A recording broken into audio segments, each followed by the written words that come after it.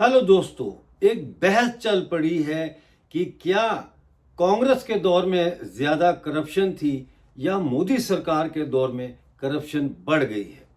क्या करप्शन के ऊपर काबू पाने के लिए जो मेजर्स लिए जा रहे हैं वो काफ़ी हैं। डिजिटाइजेशन हुई, उसके बाद उससे पहले आप जानते हैं कि जो पैसा है उसको बैन किया गया और नए नोट शाया किए गए कि शायद इस तरीके से ब्लैक मनी जो है वो बाहर आएगी। इसके बाद डायरेक्ट जो पैसे हैं वो ट्रांसफ़र होने लगे लोगों के अकाउंट में, और बहुत सारे ऐसे इकदाम मोदी सरकार ने किए हैं जो भ्रष्टाचार को कंट्रोल करने के लिए। इसी पर हमने आज एक ख़ास प्रोग्राम किया है जिसमें मेरे मेहमान हैं डॉक्टर मनीष कुमार जी, जो किसी तारफ़ के मोहताज नहीं हैं। उन्होंने भारत के अंदर भ्रष्टाचार के ख़िलाफ़ अन्ना हज़ारे साहब की जो आंदोलन था वो उसका भी हिस्सा बने, लेकिन इस वक्त वो अलग थलग होकर अमेरिका में बैठे हैं और सोच रहे हैं कि भारत को कैसे बचाया जाए करप्शन से। वो ये भी समझते हैं कि आज भारत के अंदर कोई ऐसी लीडरशिप नहीं है जो कि जनता को, ख़ास तौर पर युवा पीढ़ी को, यूथ को गाइड कर सके। कॉकरोच पार्टी के बारे में भी उनके विचार जानेंगे और आम आदमी पार्टी कैसे बनी ये भी समझने की कोशिश करेंगे, और क्या भारत के पास भ्रष्टाचार को काबू में करने के लिए कोई रास्ता है। तो देखते हैं आज का प्रोग्राम। उम्मीद है आपको पसंद आएगा। कमेंट ज़रूर कीजिएगा और हमारे चैनल को सब्सक्राइब भी करें और इसको ज्वाइन करके हमारे मजबूत करें हाथ।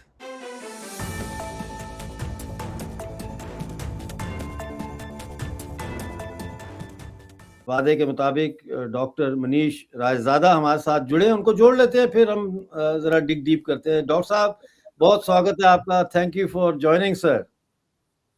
Doctor Mirza, thank you very much. मुझे आपके चैनल पे आने का मौका मिला। आपके चैनल का मैं बहुत पहले से प्रशंसक हूँ। आपके व्यूज़, आपके ख्यालात मैं सुनता रहता हूँ, एंड आज मुझे खुशी है कि मुझे एक वास्तव में एक मौका मिला आपके यहाँ बहुत बातचीत शुक्रिया। आपका बड़ा एक्सपीरियंस है भारत के अंदर ट्रांसपेरेंसी और अकाउंटेबिलिटी को लेकर, और अन्ना हजारा की जो मूवमेंट चली थी उसमें भी आपका एक अहम रोल रहा है। तो कैसे देखते हैं आप कांग्रेस के ज़माने की करप्शन और अब के ज़माने की करप्शन कैसे देखते हैं? थोड़ा सा हमें अन्ना हजारा साहब के बारे में भी हमारे दर्शकों को बताएं कि उस वक्त क्या हुआ था, वो क्यों मूवमेंट उठी और आपने उसमें क्या रोल प्ले किया। जी, देखिए, मनमोहन सिंह जब प्राइम मिनिस्टर थे तो उस वक्त बड़े बड़े स्कैम हो रहे थे देश में। 2G स्कैम, कोल स्कैम, 2G स्पेक्ट्रम वाला जो मैंने बोला, प्लस जो कॉमनवेल्थ गेम्स हुआ 2010 में। शीला दीक्षित तब कांग्रेस की मुख्यमंत्री थी दिल्ली सूबे की। उस वक्त भी कॉमनवेल्थ गेम में बड़े भयंकर करप्शन हुआ। लाइक टॉयलेट पेपर्स 500 रुपए के बेचे गए। My God. सड़कों पे, क्योंकि पैसा खर्च करना है, बनाना है, बांटना है ठेकेदारों को, बिचौलियों को, तो पेमेंट जो होता है साथ में चलने वाला फुटपाथ, उस पे टाइलें उखाड़ के फिर से उनको लगा दिया गया, so that construction can be shown. Massive disregard. Suresh Kalmadi sports minister थे इंडिया के, कहते हैं जो करना करो, कोई दिक्कत नहीं है। सो उफान आया एक। उस उफान का नतीजा ये निकला कि इंडिया अगेंस्ट करप्शन का उत्पत्ति हुई। इंडिया अगेंस्ट करप्शन, बड़े बड़े जो एक्टिविस्ट थे, किरण बेदी, जस्टिस संतोष हेगड़े, एंड उसके अलावा अन्ना हजारे जी आए उसमें, शांति भूषण एडवोकेट जो भारतीय सरकार में मोरारजी देसाई के वक्त में लॉ मिनिस्टर थे। तो ऐसे लोग आगे आए और इन्होंने एक इंडिया अगेंस्ट करप्शन मूवमेंट चलाया, ट्रूली एक सिविल सोसाइटी मूवमेंट। वो लोग अड़े रहे, मैं भी उसमें शामिल था। हम उस वक्त यूएसए में थे, तब हमने शिकागो से भी बड़ा सपोर्ट किया इसको। तो ग्लोबल लेवल पे भी इसको आगे पहुंचाने में हमने अपनी जो भूमिका थी छोटी मोटी वो निभाई। फिर उसके बाद आंदोलन की में स्वार्थ आ गया, एक सेल्फिशनेस आ गई। उसमें से एक पार्टी लॉन्च कर दी गई। मैं भी उस पार्टी में शामिल था। हमें लगा चलो कोई बात नहीं, अन्ना जी बोलते थे कि चलो कीचड़ में कूदेंगे तो पॉलिटिकल विंग की जो कीचड़ है उसमें कूदेंगे तभी कुछ ठीक कर पाएंगे। तो उस मंतव्य के साथ हम लोग आगे बढ़े। क्या नाम था पार्टी का? आम आदमी पार्टी। ठीक है, ठीक सही है, है। अब वो इतने धूर्त निकले कि उन्होंने सारी जो मतलब जो नौटंकी की, एक पोस्टरिंग की कि हम तो यो देश बदलेंगे, शहीद भगत सिंह की बातें की। अच्छा, अन्ना हजारे ने सपोर्ट नहीं किया पॉलिटिकल पार्टी को। अन्ना अच्छा, हजारे इस जो एक मूवमेंट चला, अन्ना आंदोलन बोलते हैं इसे, इंडिया अगेंस्ट करप्शन, 2011 की बात है, 2011-12। तो इसके वो एक प्रकार से सरगना थे, मुखिया थे, फेस थे। एंड सरगना वो नहीं कहते महाराष्ट्र। हैं, सरगना जी। हम नहीं कहते, ये उर्दू का लफ्ज है। ये सरगना जो है ये टेररिस्ट ऑर्गेनाइजेशंस या ओके। या। डाकुओं के लिए इस्तेमाल होता है कि यस। उसका सरगना। तो ये लीडर थे, हाँ। बहुत पाए के यस। लीडर थे, पूरी दुनिया उनके हाँ। पीछे चल रही थी, तो नेता यस। थे, लीडर थे जी। हाँ जी, बिल्कुल, मैं इस बात से सहमत हूं आपकी। अन्ना हजारे एक नॉन एंटी करप्शन एक लीडर थे महाराष्ट्र में। Mainly he was in Maharashtra, लेकिन ठीक, क्योंकि मैंने एमबीबीएस महाराष्ट्र से किया था तो मैं उनको अच्छा, तब से जानता था। आई न्यू हिज वर्क, अच्छा। 1985 में जब मैं एडमिशन हुआ था मेरा महाराष्ट्र में एमबीबीएस में। सो आई मैं न्यू हिज 90 वर्क। मैं 1984 में ग्रेजुएट हुआ था। अच्छा अच्छा, क्या बात है। मेडिकल कॉलेज से। अच्छा, वैसे अच्छा। किस मेडिकल कॉलेज से निकले? मैंने क्वांगशी मेडिकल यूनिवर्सिटी है चाइना में, नानिंग, वहां से अच्छा किया अच्छा, था नाइस जी। नाइस नाइस नाइस, बहुत अच्छी बात। तो he was A well known face. लेकिन जब ये इंडिया अगेंस्ट करप्शन के फेस बने तो लोग उनके पीछे हो गए, क्योंकि उनकी सादगी, ही वॉज ए बैचलर, कोई उनके पास था नहीं, कोई धनराशि, बैंक अकाउंट कुछ नहीं था। तो he was a like an real फक्कड़, लाइक गांधी जी, विनोबा भावे, लोकनायक जयप्रकाश नारायण, उस तर्ज पे लोगों ने इनको देखा। एंड ठीक। People said yes. बट उसके बाद पार्टी बन गई, पार्टी ने को लोगों ने बड़ा समर्थन दिया। हम्म, दिल्ली में सत्ता में आके 2015 में मैं भी उसमें शामिल था, उस सत्ता में भी शामिल था।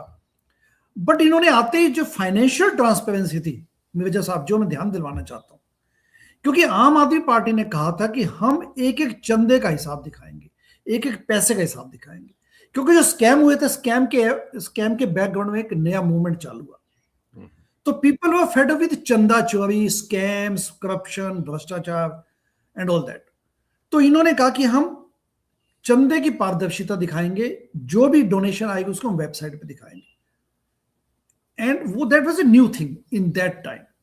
हम्म, जैसे सत्ता में इन्होंने चंदे की लिस्ट हटा दी। अरे, अब लिस्ट हटाई तो हमारे जैसे लोग जो थे शिकागो से, अमेरिका से अपनी जॉब छोड़ के आए थे, हमने कहा no, this is not acceptable.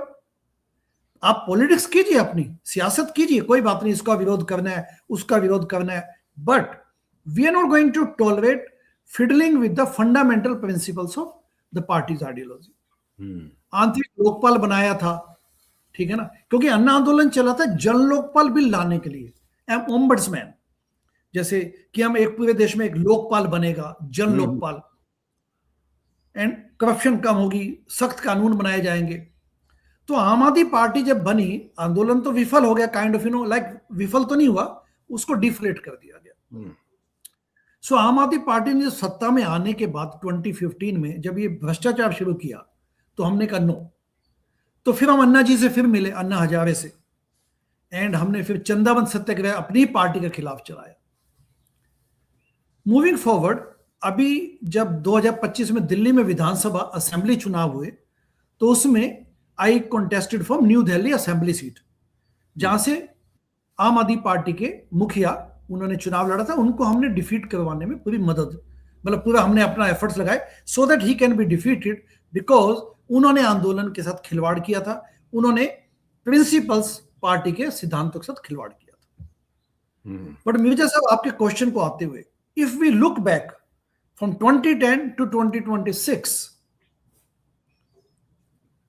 अभी भी भ्रष्टाचार का बोलबाला वैसी है। तब कांग्रेस सरकार थी, अब बीजेपी सरकार है। लेकिन ये जो डिजिटाइजेशन हुई है और जो अब डायरेक्ट ट्रांसफर होते हैं पैसे लोगों के अकाउंट्स में, इससे वो मिडिल मैन का रोल तो बड़ा डिमिनिश नहीं हो गया?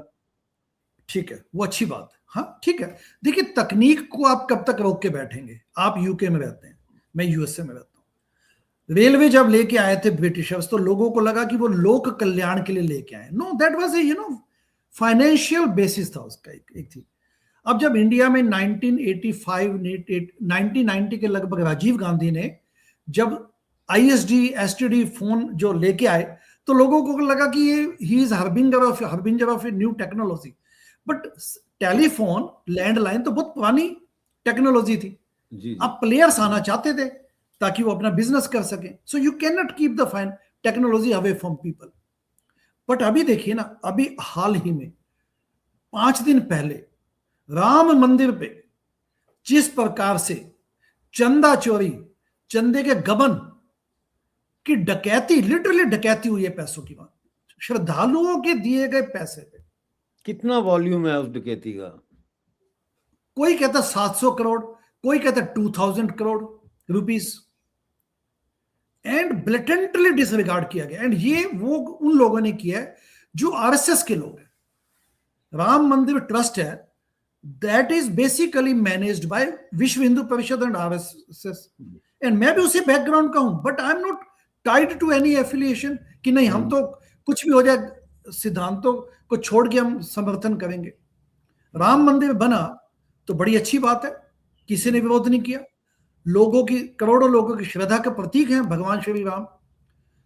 मैं तो त्रिनिदाद टोबैगो के हिंदुओं को भी जानता हूं, उन्होंने भी अनाउंस कर दिया, जो बाहर रहते हैं जो हिंदू, तो जी, बिल्कुल। त्रिनिदाद टोबैगो के लोगों ने कहा कि हम भी मंदिर बनाएंगे, राम मंदिर, क्योंकि दे फेल्ट इंस्पायर्ड, मोटिवेटेड।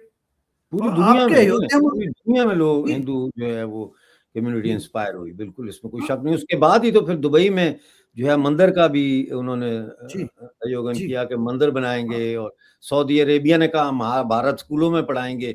ये सारा उसका एक रोल कोस्टर इफेक्ट था ना। राइट।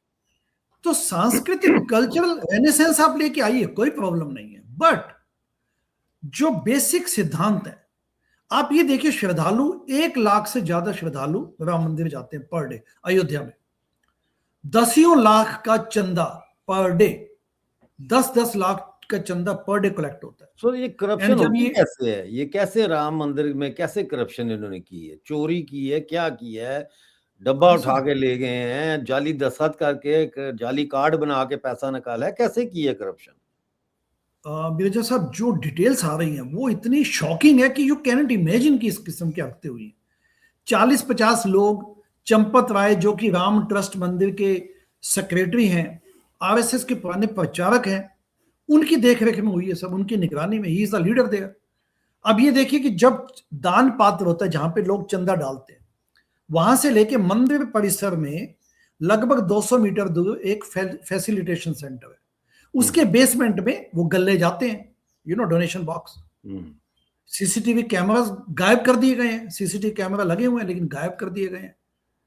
अच्छा, फिर उसमें जब दान पात्र में, जब नीचे वो जो कलेक्शन सेंटर में, जो कलेक्शन सेंटर में जब वो गिनती होती है, ठीक है, काउंटिंग सेंटर बोलते हैं, वो बेसमेंट में बना हुआ है, उससे लेके जो स्टेट बैंक ऑफ इंडिया में जो पैसा जाना है, उसमें अनियमितताएं पाई गई हैं। चंपत राय के ड्राइवर यादव हैं, उनका नाम है, उनको टिन्नू यादव बोला जाता है पॉपुलरली। उन्होंने करोड़ों की संपत्ति बना ली है अयोध्या में, करोड़ों की संपत्ति। उनके मनीष यादव है, उनका नाम आया हुआ है। Doctor Anil Mishra homeopathic doctor हैं, 40% कमीशन वो लेते थे, अब उन्हीं के लोग आगे बोल रहे हैं कि 40% कमीशन। जमीन जो ली गई वहां पे राम मंदिर बनाने के लिए, उसमें गड़बड़ की गई। एक प्रॉपर्टी 2 करोड़ की थी, 15 मिनट बाद उसको 18 करोड़ की बेच दी गई है। All this allegation. तो ये मोदी सरकार, इस हवाले से आप क्या समझते हैं कि उसको क्या करना चाहिए? ये इसकी इन्वेस्टिगेशन तो ज़ाहिर है अब होनी चाहिए, और मोदी सरकार क्या कर सकती है? क्योंकि जो भी मक्खी भी मरती है अगर, तो उसका इल्ज़ाम मोदी और योगी पे डाल दिया जाता है। तो आप क्या समझते हैं कि इसको कैसे अब टैकल किया जाए? ये तो बहुत बड़ा स्कैम है। एग्जैक्टली, और ये श्रद्धा के साथ खिलवाड़ है। पीपल आर फीलिंग डीमोटिवेटेड कि आरएसएस ऐसा कर सकता है, दे फील बिट्रेड। सर चंद लोग होंगे ना राम, आरएसएस के, चंद लोग होंगे, हम पूरी आरएसएस को तो हम उसका नहीं कर सकते ना। आरएसएस का तो एक बड़ा अच्छा उनका काम है, और सेवा करने का और सारा, तो जाहिर है उस आरएसएस के अंदर कुछ लोग हैं जो जिन्होंने किया होगा, उससे हम पूरी आरएसएस को जी, तो रद्द नहीं कर सकते ना। तो ये कैसे, अब आप मैं क्या, आपकी क्या एडवाइस है कि गवर्नमेंट को अब क्या स्टेप्स लेने चाहिए? देखिए, पहला तो ये है कि जो SIT बैठाई गई है, हम्म, उत्तर प्रदेश में है अयोध्या। उत्तर प्रदेश के मुख्यमंत्री बीजेपी के हैं, योगी आदित्यनाथ। जी उन्होंने जी। अनाउंस किया कि SIT बैठा दी गई। SIT की रिपोर्ट अब दाखिल हो चुकी है, सबमिट हो चुकी है। बट डॉक्टर साहब, मेरा ये कहना है कि SIT तब बैठाई जाती है जब FIR लॉज की जाती है। FIR नहीं अभी तक launch? FIR lodge FIR lodge की नहीं गई, हम्म, SIT अनाउंस कर दी गई। SIT का स्टेट गजट नोटिफिकेशन निकलता है। यहां भी यू डोंट फील इंस्पायर्ड कि सिस्टम ठीक ढंग से चलाया गया। तो दूध का दूध पानी का पानी हो, मेरी ये एडवाइस है। And heads must roll. And hmm, एक बहुत बस मैसेज आना चाहिए कि yes, corruption will not be tolerated. But आज ही की खबर है, मध्य प्रदेश के बीजेपी के मुख्यमंत्री हैं। मध्य प्रदेश में बीजेपी गवर्नमेंट है, वहां पे मोहन यादव मुख्यमंत्री हैं। एंड बिल्कुल। मध्य प्रदेश सेंट्रल प्रोविंस है, बहुत बड़ा स्टेट है, बीजेपी वहां पे शासन है उसका। मोहन यादव पे आज इंडियन एक्सप्रेस ने, न्यूज़ग्राम ने भी उसको पब्लिश किया है। उस न्यूज एक एक इन्होंने बेसिकली एक्सपोजे किया है कि मुख्यमंत्री के भतीजों ने, चाचा भतीजों ने, रिश्तेदारों ने 167 एकड़ जमीन पहले से खरीद ली जहां पे हाईवेज बनने थे। Hmm, this is the latest blow, अभी निकल के आया। And this is credible, Indian Express is known for this. You can not just shy it away और डिसमिस इट। हम्म। सर, तो ये ऐसे उसके लोगों बाद को, ऐसे लोगों का घेराव होना चाहिए, ऐसे लोगों को बीजेपी से निकालना चाहिए। बीजेपी तो जब आई जी सत्ता में आई है, तो हमने तो ये जी सोचा कि पहली दफा हाँ, भारत की इतिहास में एक नेशनलिस्ट गवर्नमेंट आई है। Yes sir. और हाँ, तो उसी हवाले से हम बीजेपी को जानते हैं। और अगर इस किस्म के जी लोग आ रहे हैं, तो हाँ। क्या इसकी वजह यह है कि बीजेपी जो है वो जनता पे भरोसा उसका कम है और वो इलेक्टेबल्स को ज्यादा प्रमोट करती है इलेक्शन जीतने के लिए? देखिए, बीजेपी ने जो पिछले डाउनफॉल किया है, मैं उस बीजेपी को जानता हूं जिसमें अटल बिहारी वाजपेयी थे, लाल कृष्ण आडवाणी थे, क्या बात, सिकंदर बख्त थे, सुषमा स्वराज थी, क्या बात। तब थी। मैं तब से फॉलो करता हूं BJP, and I was a fan of BJP at that point. लेकिन अब आप देखेंगे जो 14 साल, पिछले 12-14 सालों में जो डाउनफॉल हुआ है, only BJP has to be blamed for this, no one else. BJP को तो मैंडेट दिया था, मोदी को तो लोगों ने, मोदी के नाम पे मंदिर बनाने लग गए थे लोग, कहते यस हमारे प्राइम मिनिस्टर बने, he is in third term now. लेकिन इन्होंने करप्शन को कंट्रोल नहीं किया मिर्जा साहब। क्या इन्होंने वजह है इसकी, सिस्टमेटिक, क्या वजह है? कोशिश तो बड़ी की है मोदी जी ने, देखे ना, ट्रांसपेरेंसी और ये डिजिटाइजेशन करना और ये नोटबंदी का जो सिलसिला था, ये सारा उसी ब्लैक मनी को खत्म करना और ट्रांसपेरेंसी के लिए किया था। तो वजह क्या है कि मोदी जी अभी तक करप्शन को, उनकी सरकार का तीसरा टेन्योर चल रहा है, वो काबू नहीं कर पा रहे जिनको? बहुत अच्छा क्वेश्चन है मिर्जा साहब। अब मैं आपको जमीनी हालात बताता हूं, जमीनी हालात अपने देश में, इंडिया में कट एंड कमीशन का बहुत बड़ा जाल बिछा हुआ है। अगर आप कुछ न करें तो आप माला माल हो सकते हैं, जैसे ही आप नेता बनते हैं, यानी कि MLA MP या पॉलिटिकल सियासत आपको मिलती है, तो बिना किए आप बल्कि ज्यादा सुखी होंगे, क्योंकि यू कैन मेक मनी। देखिए, सड़क से बनने से लेके थाने नीलाम होते हैं, थानों की नीलामी होती है, SHO को 80-80 करोड़ में थाना दिया जाता है। रिश्वत का जाल बिछा हुआ है भारत में। आप ये देखिए, पिछले 1-1.5 सालों में सिविल सर्वेंट्स, जिसको आप बाबूशाही बोल सकते हैं, IAS, Indian civil service, SDM level पे, DC लेवल पे, SP लेवल पे, DIG लेवल पे, इतने भ्रष्टाचार के केसेस निकल के आए हैं, अनगिनत। DIG भुल्लर सिस्टम पंजाब से। ओवरऑल, सिस्टम, पूरा सिस्टम ओवरऑल करने की जरूरत है ना फिर। ये यस देखिए, सर, ये तो यस। बचपन से, ये तो नर्सरी की क्लासों से ये जो है ट्रेनिंग दी जानी चाहिए ना, कि करप्शन के छोटी छोटे लेवल की करप्शन जो स्कूलों में बच्चे करते हैं, किसी की पेंसिल ले ली, किसी का जो है लंच ले लिया, या इस तरह, मतलब ये डिसिप्लिन तो स्कूल से आता है। और अगर आज हम शुरू करें स्कूलों में इसको, जी तो जी ये तो कम से कम 20 साल तो लगेंगे इसको एक नई पीढ़ी के आने में जो प्रॉपरली मॉरल्स रखती हो इस किस्म के। लेकिन सुनने में आ रहा है कि भारत में जो गवर्नमेंट स्कूल्स हैं उनकी भी हालत बड़ी खराब है। जी, देखिए क्या है कि जब गवर्नेंस की बात आती है तो हेल्थ पे एजुकेशन पे उतना पैसा नहीं लगाया जाता। जीडीपी का मुश्किल से हेल्थ पे 2% बजट है, एजुकेशन पे भी यही हालत है। मोदी सरकार ने अनफॉर्चुनेटली सिस्टम्स को मजबूत करने की बजाय RTI, right to information act को डायलूट कर दिया गया है। इलेक्शन कमीशन अब ऐसा लगता है कि it is speaking for the government. Media is like an extension counter of the government, incumbent government. सिर्फ ये मैं बीजेपी की बात नहीं कर रहा, जिन स्टेट्स में कांग्रेस की गवर्नमेंट है वहां भी उन्होंने मीडिया को पंगु बनाया हुआ है। जस्ट हाथ मिला लेते हैं and they throw the money. Media भी अपनी जिम्मेदारी भूल गया। System is not there. Republic, democracy ज्यादा है कि ठीक है, डेमोक्रेसी मीन्स भीड़ भड़का। लोकतंत्र की बजाय भीड़ तंत्र बन गया। कैकोफेनी, शोर मचाओ, वो अपने को लगता है डेमोक्रेसी। जो रिपब्लिक होना चाहिए strong, law of land will prevail upon. Judiciary को स्ट्रॉन्ग करने की जरूरत है। आरटीआई को डायलूट मत किया जाए। प्लस जो वहां पॉलिटिक्स खेली जा रही है, पॉलिटिकल पार्टियों ने, मेरे जैसा पॉलिटिकल पार्टी इतना बड़ा तंत्र बन चुकी है, दे पावर इतनी पावरफुल बन चुकी है। तो इसलिए India needs electoral reforms, political reforms and judicial reforms. Parliament, USA में कॉकस बंद कौन कैसे होगा सर? अब हमारे पास कोई अन्ना हजारे नहीं है ना इस वक्त, तो ये कैसे होगा?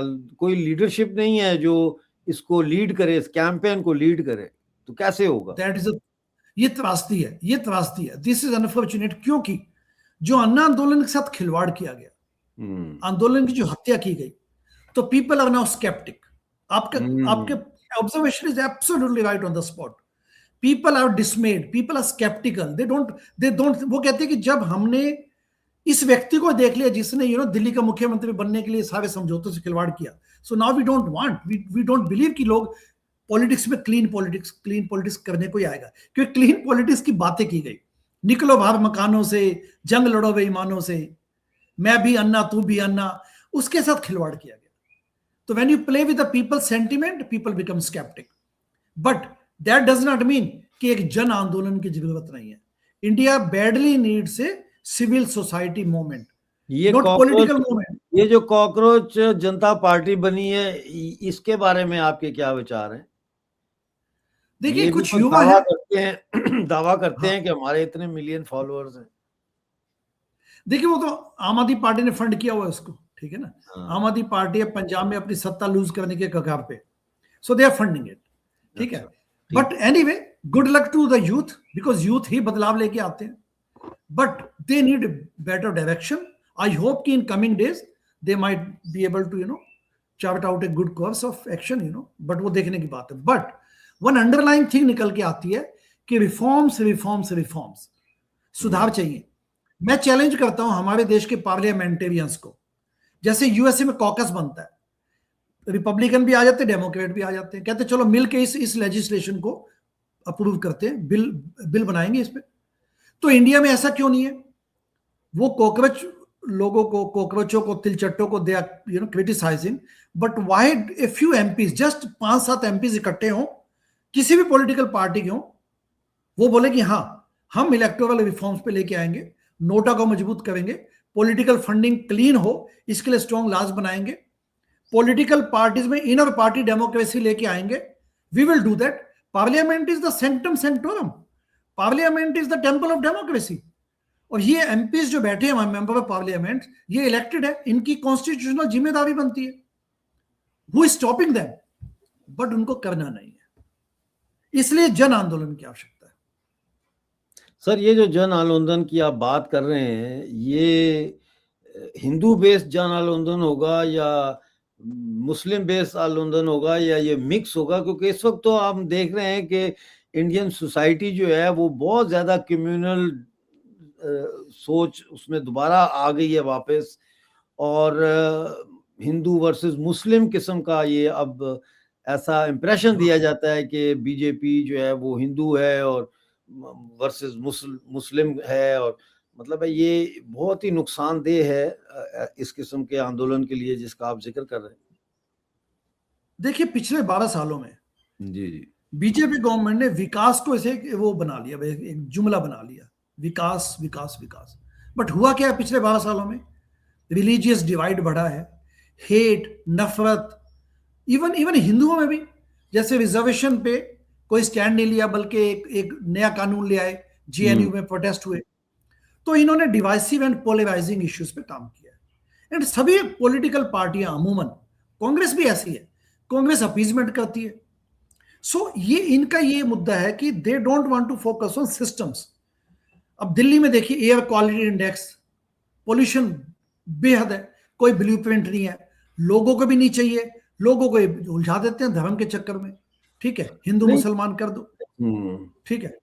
अब आप ये देखिए, आपका क्वेश्चन का जवाब ये है, जो मेरी राय है मिर्जा साहब, ये है कि जब आम आदमी पार्टी से पहले अन्ना आंदोलन चालू हुआ था और आम आदमी पार्टी बनी थी इनिशियल डेज में, लोग, सभी धर्मों के लोग, सभी सोच के लोग, तब वो दलित नॉन दलित मुद्दा नहीं था, तब हिंदू मुसलमान मुद्दा नहीं था, एवरीवन रैलिड बिहाइंड अन्ना आंदोलन।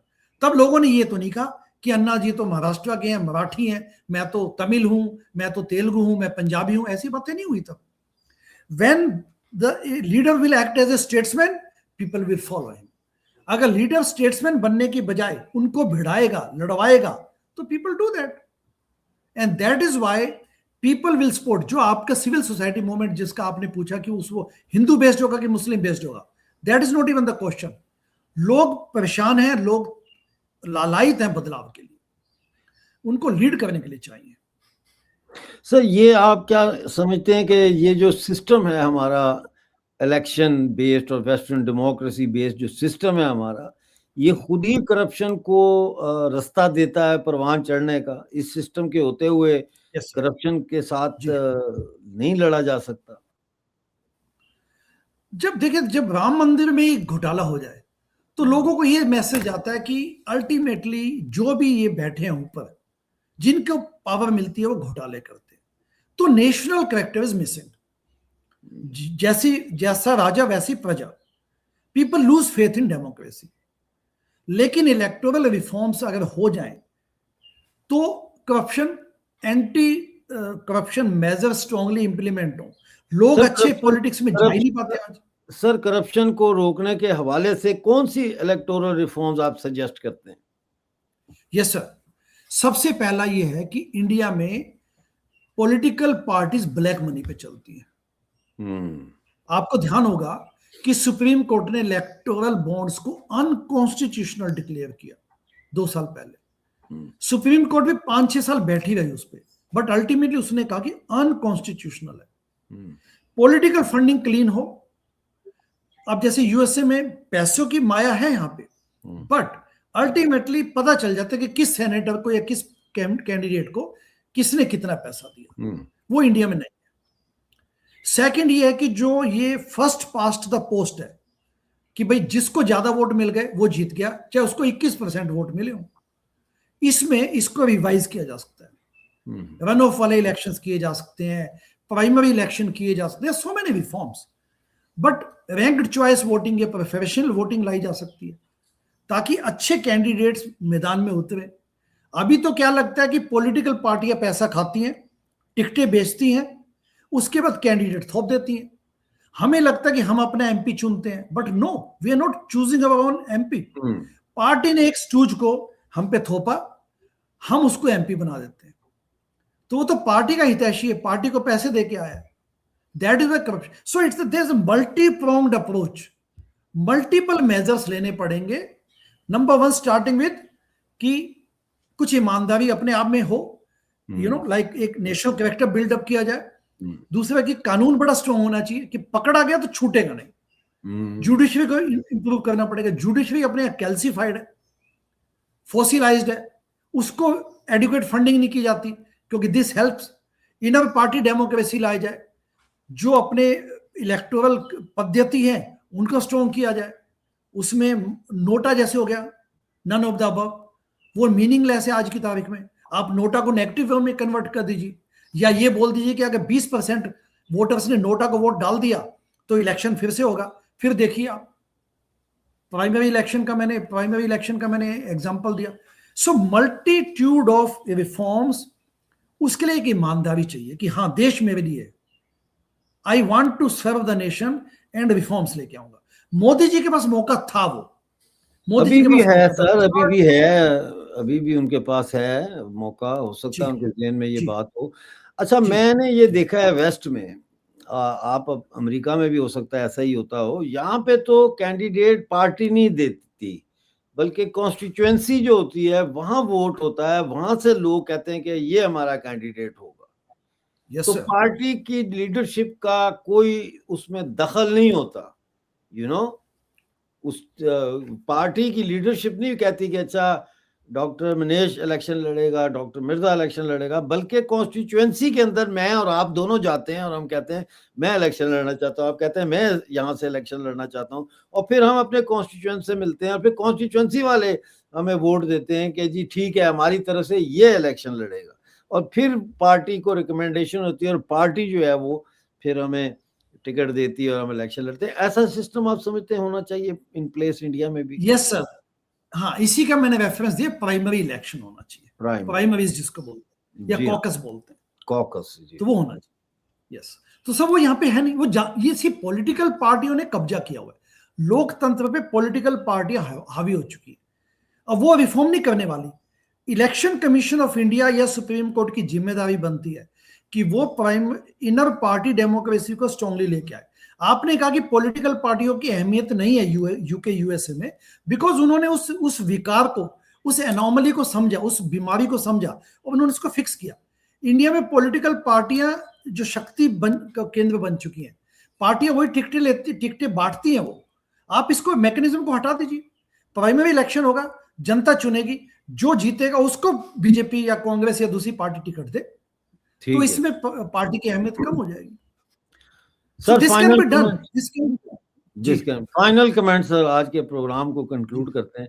फाइनल कमेंट जी आपका कि भारत को हम कैसे एक सुरक्षित और एक डेवलप्ड और एक नाइस कंट्री बना सकते हैं, या सब मोहब्बत जी से प्यार से रहें, किसी का कोई हक ना मारे। कंक्लूडिंग रिमार्क सर आपके। सर, मेरा ये मानना है कि India has a lot of potential, people are very democratic in their mindset, people want to live with peace harmony, but हमारे देश में, जैसा एक किसी कमेंटेटर ने कहा था कि when government स्लीप्स India rises, India develops. अभी भी वही हालत है अपने वहां पे, अभी भी इंडिया में बिजनेस फ्रेंडली माहौल नहीं है। There is a lot of economic liberalisation जो 1992 में शुरू हुई थी, उसको रियल वे में अनलीश करने की आवश्यकता है, उस पोटेंशियल को कैप्चर करने की आवश्यकता है। नंबर 2, पॉलिटिकल रिफॉर्म्स चाहिए। People don't feel inspired to even participate in politics, not for vote, और जो इतने गंदे गंदे खेल खेले जाते हैं, हॉर्स ट्रेडिंग, पता नहीं क्या क्या।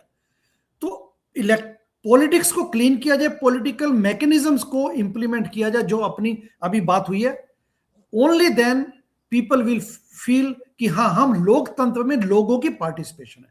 पार्टिसिपेटरी डेमोक्रेसी के मैकेनिज्म्स जो हमने अभी कई मैकेनिज्म्स का रेफरेंस यहां दिया है, वो कलेक्टिवली वो सब चीजें लानी पड़ेंगी। Without democracy, meaningful democracy, India can not develop. Thank you so much for being with us ji. Doctor साहब, टुडे बहुत आपने महत्वपूर्ण बातें की हैं, बहुत इंस्पायर होंगे हमारे देखने वाले इससे। आपका हमारे साथ जुड़ने के लिए आज बहुत बहुत thank you. Thank you Mirza साहब, थैंक्स फॉर हैविंग मी। ये थे हमारे साथ डॉक्टर मनीष साहब, और आपने इनकी बातें सुनी। एंड में मैं यही कहूँगा कि भारत एक बहुत बड़ा देश है, दुनिया की सबसे बड़ी डेमोक्रेसी है, सबसे बड़ी यूथ हमारे पास है। हमें इस भारत को अगर विकसित भारत बनाना है तो वो नहीं बन सकता जब तक जिन चीज़ों की तरफ डॉक्टर साहब ने इशारा किया है उनको ठीक ना किया जाए, जब तक रिफॉर्म्स ना लाई जाएं। और अगर रिफॉर्म्स नहीं होंगी तो बगावत होगी जनता की तरफ से। और जैसा डॉक्टर साहब ने भी इस बात पर इत्तेफाक किया कि आज भारत के अंदर कोई ऐसी लीडरशिप नहीं है जो उस वबाल को कोई पॉजिटिव डायरेक्शन दे सके, तो ऐसा ना हो कि हमारा देश जो है वो अनार्की का शिकार हो जाए। और हमारे देश के अंदर जो है वो मुख्तलिफ जो सिमतें हैं उनकी तरफ आवाम दौड़ना शुरू कर दे और जनता जो है वो भारत को एक पावरफुल कंट्री बनाने के बजाय एक अनस्टेबल कंट्री में तब्दील कर दे। बहुत शुक्रिया आज का प्रोग्राम देखने का। बताइएगा कमेंट्स में आपको आज का प्रोग्राम कैसा लगा और उसके बाद फिर उनके जवाबात मैं भी दूंगा और डॉक्टर साहब से भी हम कहेंगे कि वो भी आपके कमेंट्स में अगर आपका डॉक्टर साहब से कोई सवाल होगा तो उसके जवाबात वो ज़रूर मेरा ख्याल है कि देंगे। अगले प्रोग्राम तक के लिए मुझे इजाज़त दीजिए और अपना बहुत सारा ख्याल रखिए। जय हिंद।